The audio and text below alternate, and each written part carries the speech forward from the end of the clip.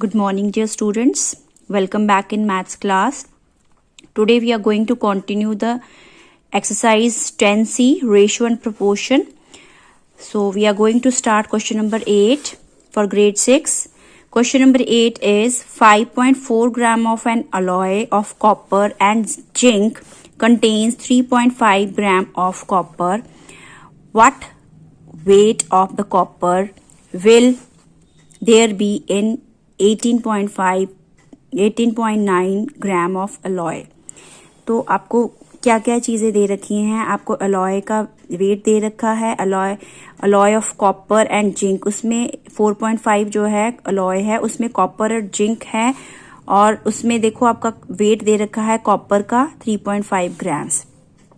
What weight of the copper will there be in 18.9 gram of alloy. तो copper का weight बताना है कि ये इतने अलॉय में कॉपर का क्या वेट होगा, दैट आपको फाइंड आउट करना है। तो what are the things given to you, ये हम फाइंड आउट लिख लेते हैं। ठीक है, तो सबसे पहले हमने यहाँ पर यूनिटरी मेथड लगेगा हमारा।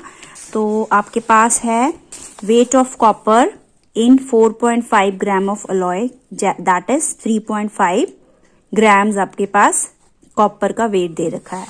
ठीक है, अब हमने यूनिटरी मेथड लगाया, weight of copper in 1 gram of alloy that is 3.5। Unitary method लगा दिया मतलब डिवाइड कर देंगे, 3.5 डिवाइडेड बाय 4.5। ठीक है, now weight of copper in 18.9 gram of alloy that is 18.9 ग्राम को हमने इसमें साथ में मल्टीप्लाई कर दिया।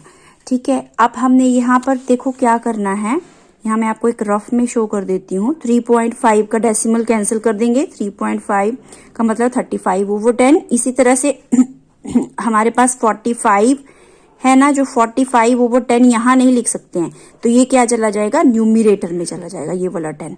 ठीक है, इसी तरह से 18.9 का डेसिमल हम कैंसिल करेंगे तो क्या हो जाएगा 189/10। तो ये वाला 10 एंड ये वाला 10 आपका कैंसिल हो जाएगा। तो आपके पास बच क्या गया 35/45 मल्टीप्लाई बाय 189/10। ठीक है, अब यहाँ पर कटिंग करेंगे, यहाँ पर हमने कटिंग कर दी 5 से, 5 7 35, 5 9 45, और यहाँ पर सिमिलरली यहाँ पर 9 से हमने ये 189 कट कर दिया, 21 पर कट हो जाएगा। ठीक है, 21 मल्टीप्लाई बाय 7 क्या हो जाएगा 147/10, जो कि हमारे पास क्या हो जाएगा 147/10 का मतलब होता है 14.7 ग्राम जो है is the answer of the that is answer that it will be the weight of the copper in the alloy that is 18.9 grams. ठीक है, now let us do question number 10. Question number 10 में है cost of 4 dozen bananas is 104 rupees. How many bananas can be purchased for rupees 6.550? मतलब 6 rupees 50 पैसे में से कितने bananas आप खरीद सकते हो, ये आपको बताया हुआ है। ठीक है, तो नंबर ऑफ बनानास आपने परचेज करने हैं, रुपीज आपको बोल रखा है। तो जो चीज हमने फाइंड आउट करनी है उसको हमने राइट हैंड साइड में लिख लेना। अब देखो 4 डजन का मतलब क्या होता है, 1 डजन में आपके पास 12 बनाना होते हैं। 1 dozen is equal to 12 bananas. ठीक है, 12 के इक्वल होता है, 12 यूनिट्स होते हैं 1 डजन में। ठीक है, तो यहाँ पर 4 डजन बनानास का मतलब है 4 multiply by 12 that is 48 bananas हो गए 4 डजन में। ठीक है, अब इन रुपीज 104 में आपने कितने बनानास परचेज किए, 48 बनानास हमने परचेज किए हैं। तो 1 रुपी में आप कितने बनानास परचेज कर सकते हो, दैट इज 48/104। ठीक है, अब उन्होंने बोला रुपीज 6 एंड 50 पैसे में आप कितने बनानास परचेज कर सकते हो, इसको मल्टीप्लाई कर दोगे 48/104 मल्टीप्लाई बाय 6.50। अब आपकी यहाँ पर कटिंग हो जाएगी। देखो यहाँ पर सबसे पहले आपके पास जो डेसिमल होता है उसको कैंसिल कर दो, ये हो गया 650/100, ये जीरो के साथ ये जीरो कैंसिल हो गई। अब इसकी हमने फर्दर कटिंग कर देनी है, ये दोनों को 5 से कट कर दो, 65 and 10 यहाँ पर आ जाएगा, 13 5 65 होते हैं, 5 2 10 हो गए। ठीक है, इसी तरह से 13 1 13, 13 8 104 होते हैं, इसको कट कर दो, यहाँ 1 and 8 आ जाएगा। ठीक है, उसी तरह से यहाँ पर 2 था ना, तो सबसे पहले 48 को कट कर दो, 2 1 ज़ा 2, यहाँ पर 1 आ गया, यहाँ पर 24 आ जाएगा। 48 को जब 2 से डिवाइड किया 24। इसी तरह से यहाँ पर 8 है तो 8 1 ज़ा 8, 8 3 ज़ा 24 हो जाएगा। ठीक है, तो यहाँ पर 3 आ गया आंसर। तो यहाँ पर कितने बनानास हमने बाई कर लिए? 3 bananas we can purchase from the ₹6.50। Now let us move to the another question. Question number 12 करना है बेटे हमने। क्वेश्चन नंबर 12 देख लो, इसके पार्ट्स में है ये क्वेश्चन। क्वेश्चन नंबर 12 है, a car travels 195 kilometre in 3 hours. ठीक है, अब इसके पार्ट हैं। पार्ट 1 हमने सबसे पहले करना है, how long will it take to travel 520 kilometres. ठीक है, अब उसने क्या दे रखा है कि हमें क्या फाइंड आउट करना है? टाइम फाइंड आउट करना है। मतलब 195 किलोमीटर 3 आवर्स में कवर कर रहा है, तो 520 किलोमीटर कवर करने के लिए कितना टाइम चाहिए, कितनी ड्यूरेशन चाहिए, दैट दे आर आस्किंग। ठीक है, अब मतलब जो टाइम है वो इक्वल वाली साइड आएगा आपका। ठीक है, तो ये आपने ध्यान रखना, जो चीज फाइंड आउट करनी है उसको आपने राइट हैंड साइड में इक्वल वाली साइड लिखना है। तो व्हाट विल बी राइटिंग? तो लिखा हमने 195 किलोमीटर डिस्टेंस इन 3 आवर्स। ये हमने 3 आवर्स में वो डिस्टेंस कवर कर लिया। 1 किलोमीटर डिस्टेंस इन कितने आवर्स में होगा? 1 किलोमीटर यूनिटरी मेथड लगाया, 3/195। ठीक है, इसी तरह से 520 किलोमीटर बोला ना, 520 किलोमीटर के लिए कितना टाइम लगेगा वो हमने फाइंड आउट करना है। That is 3/195 multiply by 520। अब इसको कट करके हमारे पास आ जाएगा 8 आवर्स। ठीक है, ये 3 से कट करा पहले, 3 एंड 195 कट हो रहे हैं। ठीक है, इसी तरह से आपके पास ये वाला नंबर जो है हमने कट कर दिया है, तो आपके पास 8 आवर्स आ जाएगा इसकी कटिंग करने के बाद। तो इसका सेकंड पार्ट देख लो। सेकंड पार्ट में हमारे पास है, how far will it travel in 7 hours with the same speed. Speed same रहेगी। उन्होंने बोला कि 7 आवर्स जो कितना डिस्टेंस कवर करेगा 7 आवर्स में। ठीक है, तो दैट मीन्स जो डिस्टेंस है वो हमने राइट हैंड साइड में लिखना है। तो हमने कैसे बनानी है स्टेटमेंट? तो car travels in 3 hours that is 195 kilometre. ठीक है, अब car travel in 1 hour that is 195/3।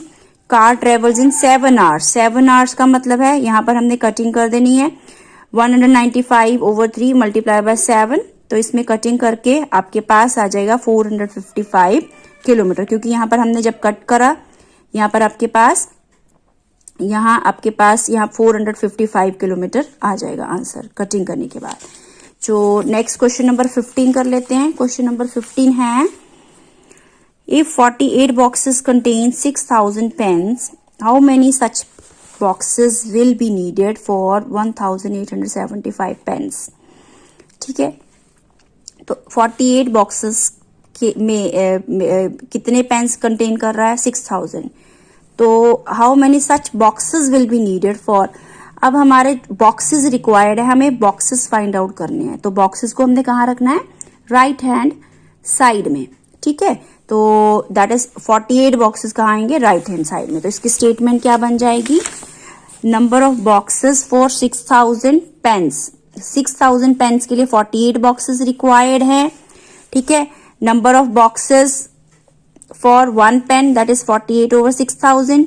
ठीक है, now number of boxes required for 1875 pens, तो ये इसको साथ में मल्टीप्लाई कर दिया। अब ये देखो, ये सारा ये वाला नंबर जो है 6 से मल्टीप्लाई कर, इसको डिवाइड कर देंगे। यहाँ पर 6 से किया तो यहाँ 1000 आ गया, यहाँ पर किया तो यहाँ पर 8 आ रहा। ठीक है, इसी तरह से फर्दर हमने इसको डिवाइड कर देना है। 8 से किया तो यहाँ पर 200 आ रहा है। ठीक है, 8 से करने के बाद, और ये फिर फर्दर हमने इसको 5 से कर दिया। दोनों नंबर्स को हमने किससे कर दिया? 5 से कर देंगे मल्टीप्लाई डिवाइड करने के बाद। ये फिर से फर्दर ये स्टिल फर्दर 5 से ही डिवाइड होते जाएंगे ये नंबर, ये दोनों नंबर्स। तो आपके पास क्या जाएगा? लास्ट में 15 बॉक्सेस आंसर आ जाएगा।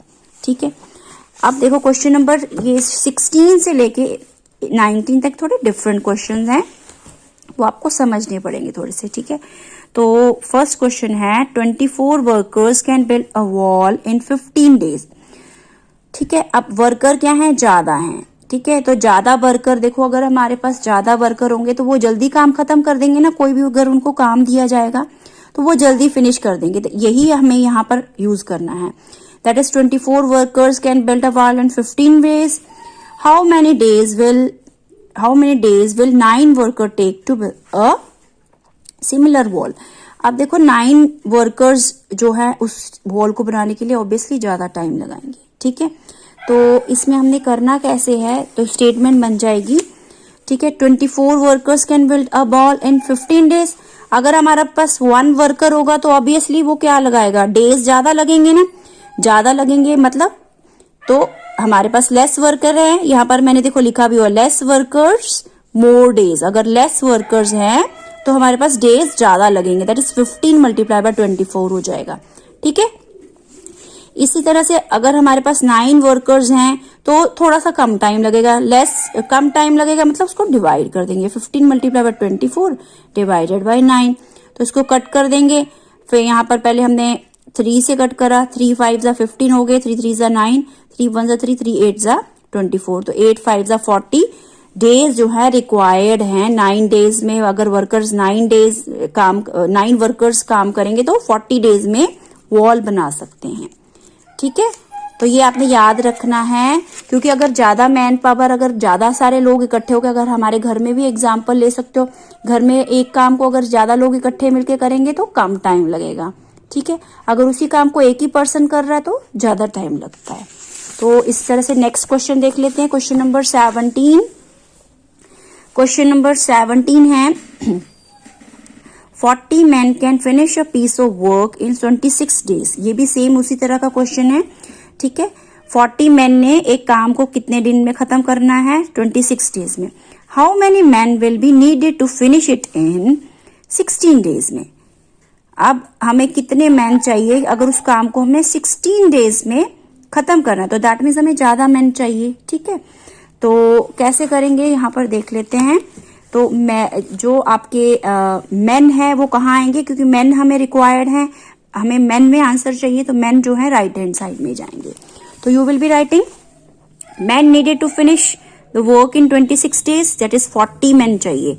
इसी तरह से man needed to finish a work in 1 day. अगर 1 डे में फिनिश करना होगा तो ऑब्वियसली ज्यादा मैन चाहिए, 40 मल्टीप्लाई बाय 26 हो जाएगा। अगर उसी काम को 16 डेज में फिनिश करना है तो 16 डेज में फिनिश करने के लिए हमने क्या करना है, उसको डिवाइड कर देना, 40 मल्टीप्लाई बाय 26 डिवाइडेड बाय 16। इसको कट कर देंगे, ठीक है। यहाँ पर हमने पहले 4 से कट करा, यहाँ पर 10 आ गया, यहाँ पर 4 4 जा 16 होते हैं। नेक्स्ट हमारे पास यहाँ पर उसके बाद हमारा देखो यहाँ पर कटिंग हो जाएगी, ठीक है। यहाँ पर 13 आ जाएगा, 2 से कट करा तो यहाँ पर आ जाएगा 13 multiply by 5 that is 65 men आ जाएंगे। 65 men are required to finish the work in 16 days.